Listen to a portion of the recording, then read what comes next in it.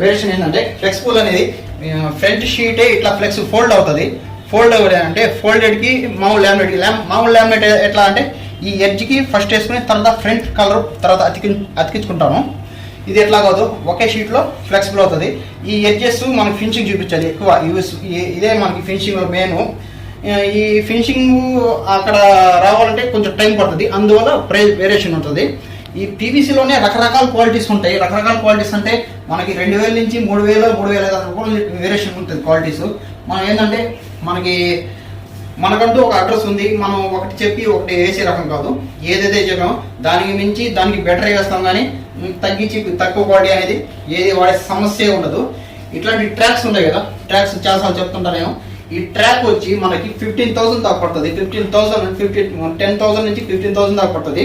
మనం మామూలుగా రెగ్యులర్ గా వాడే ట్రాక్స్ ఏంటంటే అది 4,000 నుంచి 3,000 దాకే ఉంటుంది.